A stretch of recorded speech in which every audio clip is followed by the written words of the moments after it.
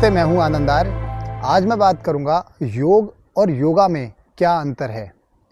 योग के कितने अंग होते हैं, योगा के कितने अंग होते हैं, जो हम ये आसन प्राणायाम जो शारीरिक क्रिया करते हैं क्या यही योग है, और योगा के अंदर कौन कौन से क्रम होते हैं, कैसे योगा किया जाता है। क्योंकि बहुत सारे लोग आजकल शारीरिक क्रिया को, आसन प्राणायाम की क्रिया को योग के नाम पे परोस रहे हैं, जो कि बिल्कुल भी सही नहीं है।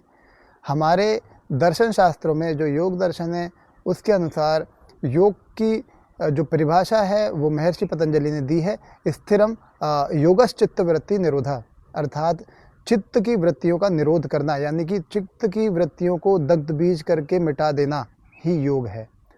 अब योग के कितने अंग होते हैं? जो प्राचीनतम और जो वास्तविक योग है उसके 8 अंग होते हैं।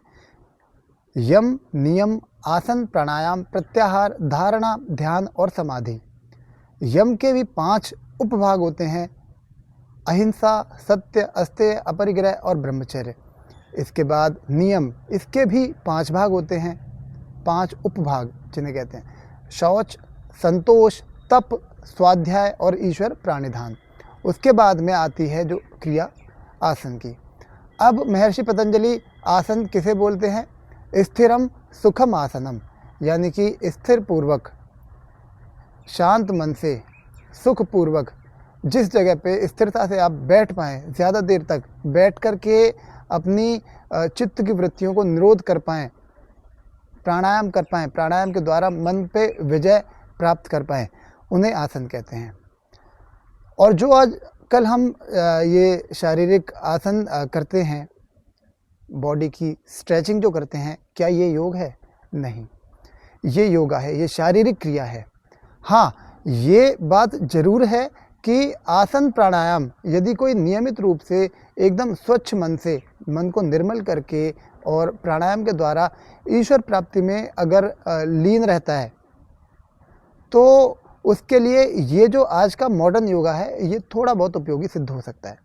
लेकिन आचार्य अग्निव्रत यहाँ पर एक बात और बोलते हैं कि केवल और केवल शारीरिक क्रिया करके हम योग की प्राप्ति नहीं कर सकते, जब तक कि हम योग के 8 अंग हैं उनमें से जो पहला है यम, सत्य, अहिंसा, अस्तेय, अपरिग्रह और ब्रह्मचर्य, इस पे हम विजय हासिल नहीं कर सकते। अच्छा, यहाँ पर योग का कॉन्सेप्ट क्लियर हो गया। अब आते हैं योगा पे। योगा के मुख्यतः 4 अंग होते हैं। एक होता है यौगिक सूक्ष्म व्यायाम, एक होता है यौगिक स्थूल व्यायाम, एक होते हैं आसन, और दूसरे इसके बाद में चौथे होते हैं प्राणायाम। प्राणायाम कई प्रकार के होते हैं। आसन ऐसा माना जाता है जो हठ योग की संहिताएं हैं, जो घेरंड संहिताएं हैं, उनमें कि जितने भी प्रकार के इस धरती पे या इस पूरी सृष्टि के अंदर जीव हैं उतने ही आसन हो सकते हैं। और हमारे सनातन जो पद्धति है उसके अंदर 84 लाख योनियाँ बताते हैं, तो इस प्रकार ऐसे अनुमान लगाते हैं कि 84 लाख तरह के आसन होते हैं। लेकिन ज़्यादातर जो आसन हम करते हैं या फिर जो हमारी समझ में है वो 100 या 125 ही हैं। उनमें से भी बहुत सारे आसन ऐसे हैं जिनकी बहुत ज़्यादा उपयोगिता नहीं है। हालांकि में बॉडी की फ्लेक्सिबिलिटी के अगर दृष्टि से देखा जाए तो ये आसन उपयोगी हो सकते हैं, लेकिन मुख्यतः जो कुछ आसन होते हैं बैक बेंडिंग वाले, फॉरवर्ड बेंडिंग वाले, ट्विस्टिंग वाले, है ना, इन आसनों की ही मुख्य भूमिका होती है शारीरिक जो किसी प्रकार का अगर दोष है, कोई रोग है, उसको ठीक करने के लिए। अब हम यहाँ पे बात करते हैं योगा में जो सबसे पहला योगा का अंग है यौगिक सूक्ष्म व्यायाम। ये 48 प्रकार के होते हैं। डॉक्टर कविता कुमारी शैलपुत्री जो हैं, जिनकी मैं पुस्तक पढ़ता हूँ, वो दर्शन में, योग शास्त्र में पीएचडी उन्होंने नेट जेआरएफ कर रखा है। बहुत ही अच्छी उनकी योग से रिलेटेड काफ़ी पुस्तकें, उन्होंने बहुत ज़्यादा अध्ययन और प्रैक्टिकल कर रखा है। तो उनके हिसाब से 48 प्रकार के यौगिक सूक्ष्म व्यायाम के नाम कुछ इस तरह से हैं।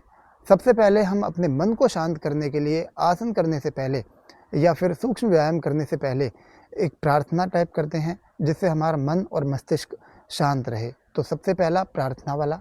दूसरा विशुद्धि चक्र शुद्धि अभ्यास। तीसरा बुद्धिवर्धक अभ्यास।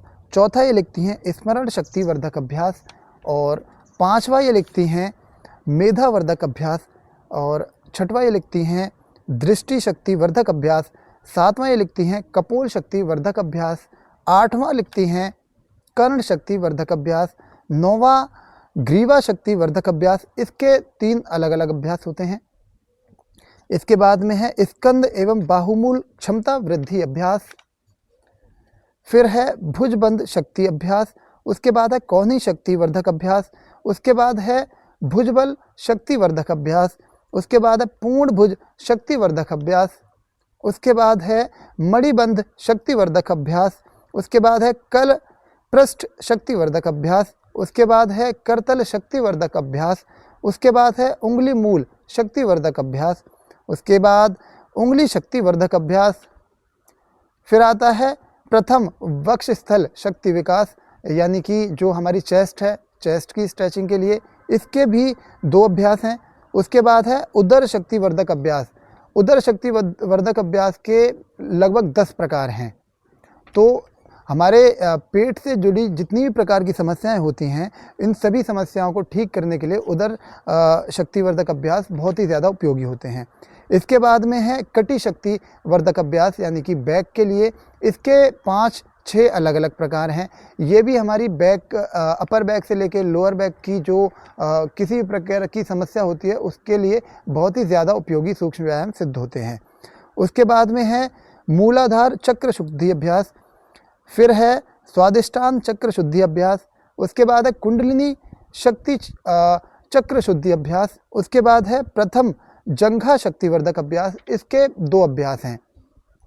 उसके बाद है जानु शक्ति वर्धक अभ्यास, फिर है पिंडली शक्ति वर्धक अभ्यास, उसके बाद पादमूल शक्ति वर्धक अभ्यास, उसके बाद गुल्फ पादतल पाद पृष्ठ शक्ति वर्धक अभ्यास, और अंत में है पादांगुल शक्ति वर्धक अभ्यास। तो इस प्रकार से ये 48 प्रकार के यौगिक सूक्ष्म व्यायाम हैं।